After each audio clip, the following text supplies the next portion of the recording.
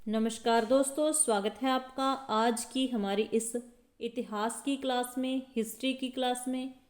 क्योंकि हम जब भी किसी भी कम्पिटेटिव एग्ज़ाम के लिए इतिहास पढ़ते हैं तो शुरुआत होती है सिंधु घाटी सभ्यता से। तो आज की क्लास में हम लोग सिंधु घाटी सभ्यता से जुड़े कुछ बहुत ही महत्वपूर्ण प्रश्न पढ़ेंगे। तो शुरू करते हैं हमारी आज की ये क्लास। क्लास अच्छी लगे तो एक बार लाइक ज़रूर कर देना, चैनल पर नए हो तो सब्सक्राइब भी कर लेना, ये सीरीज़ लंबी चलेगी।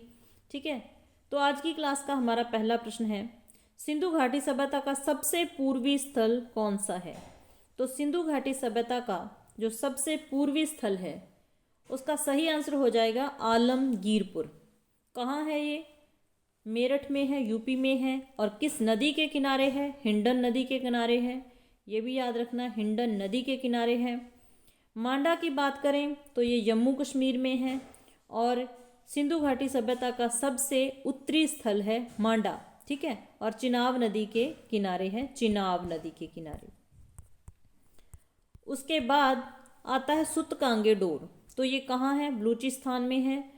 और ये पश्चिमी स्थल है सिंधु घाटी सभ्यता का, दाशक नदी के किनारे है। ठीक है, दाशक नदी के किनारे पश्चिमी स्थल है सुतकांगे डोर, बलूचिस्तान। उसके बाद आता है दाइमाबाद।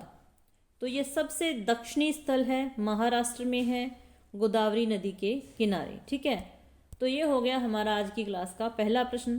कहने को पहला प्रश्न है लेकिन 4 प्रश्न आपके यहाँ पर हल हो गए। सिंधु घाटी सभ्यता का सबसे उत्तरी स्थल पूछा जाए मांडा, जम्मू कश्मीर में, चिनाब नदी के किनारे।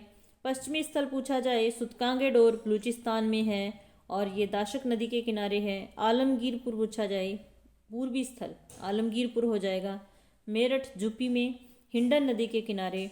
और दक्षिणी स्थल पूछा जाए तो दाइमाबाद हो जाएगा, महाराष्ट्र में, गोदावरी नदी के किनारे। ठीक है, बढ़ते हैं अगले प्रश्न की ओर। दूसरा प्रश्न है, हड़प्पा वासियों की मोहरें किस धातु से बनी हुई थी। तो हमारा आंसर हो जाएगा शेल खंडी मिट्टी से बनी हुई थी हड़प्पा वासियों की मोहरें, जिसे टेराकोटा विधि के द्वारा पकाया जाता था। और ये आयताकार थी। ठीक है, आयताकार थी। तो इस चीज़ का भी आपने ध्यान रखना है। तीसरा हमारा प्रश्न है, हड़प्पा संस्कृति की जो लिपि थी वो कौन सी थी। तो कौन सी हो जाएगी? बुस्ट्रोफेदन लिपि। कौन सी थी? बुस्ट्रोफेदन लिपि थी। और इसको हम भाव चित्रात्मक लिपि भी कह सकते हैं। तो हड़प्पा वासियों की ये लिपि थी। ये ऐसे प्रश्न हैं जो लगभग हर एग्ज़ाम में पूछ लिए जाते हैं। अगला हमारा प्रश्न है, हड़प्पा वाले जो हड़प्पा वासी थे किन चीज़ों से अपरिचित थे। क्या वो लोहे के बारे में नहीं जानते थे, तलवार के बारे में नहीं जानते थे, या फिर तंबाकू से अपरिचित थे, घोड़े से, कुत्ते से, किस से? कौन सा ऑप्शन सही हो जाएगा? तो यहाँ पर हमारा राइट आंसर हो जाएगा ऑप्शन नंबर 4। ना वो लोहे के बारे में जानते थे, ना तलवार के बारे में, ना तंबाकू के बारे में, और ना ही घोड़े के बारे में। ठीक है, तो यहाँ पर चौथा ऑप्शन सही हो जाएगा। नेक्स्ट प्रश्न है, स्वास्तिक चिन्ह किस संस्कृति की देन है। तो जो हमारी विचारधारा है बनी हुई है कि शायद स्वास्तिक चिन्ह है जो वैदिक संस्कृति या ऋग्वेद काल की देन है। तो यहाँ पर हमारा सही आंसर हो जाएगा हड़प्पा संस्कृति की। जो स्वास्तिक चिन्ह है वो हड़प्पा संस्कृति की देन है, सिंधु घाटी सभ्यता की देन है। ठीक है, तो इस चीज़ पे ध्यान रखना है। सिंधु घाटी सभ्यता के किस नगर को मृतकों का टीला कहा जाता है।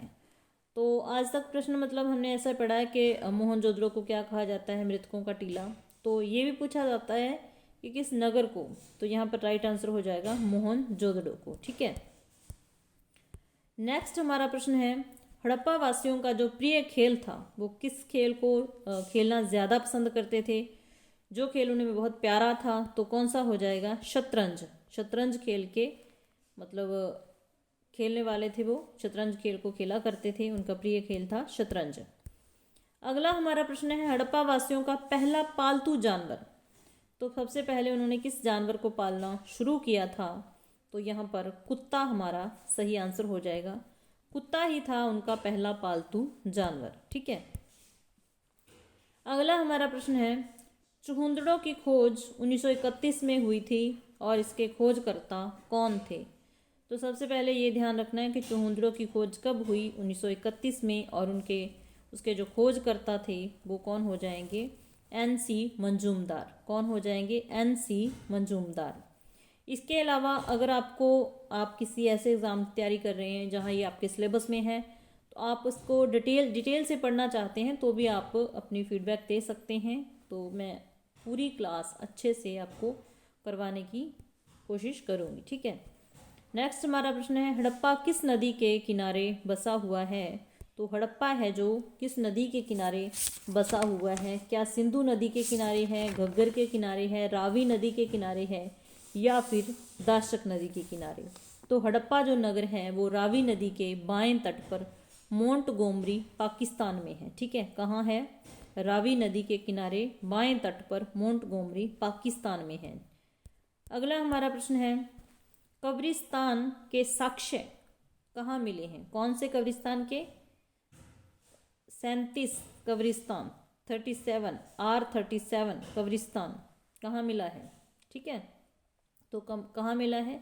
कहीं कहीं R37 भी लिखा होता है, कहीं कहीं सीधा 37 भी मिल सकता है, तो इस चीज़ पे कंफ्यूज नहीं होना है। R37 कब्रिस्तान के साक्ष्य कहाँ मिले हैं? तो ये कहाँ मिले हैं हमें, किस नगर से मिले हैं? जी हमें हड़प्पा से ही मिले हैं, ठीक है। कहाँ से मिले हैं? हड़प्पा से मिले हैं। अगला हमारा प्रश्न है, चक्की व मूसल के साक्ष्य कहाँ से मिले हैं? चक्की व मूसल के साक्ष्य हमें कहाँ से मिले हैं? तो ये हो जाएगा हमारा आंसर मांडा। कहाँ से मिले हैं? मांडा से मिले हैं, जो हमने पढ़ा है कि जम्मू कश्मीर में चिनाब नदी के किनारे है। और जगतपति जोशी व मधुबाला ने इसकी खोज की है। किसने? जगतपति जोशी और मधुबाला ने। कब? 1982 में, ठीक है। तो इस चीज़ पे ध्यान देना है। अगला हमारा प्रश्न है,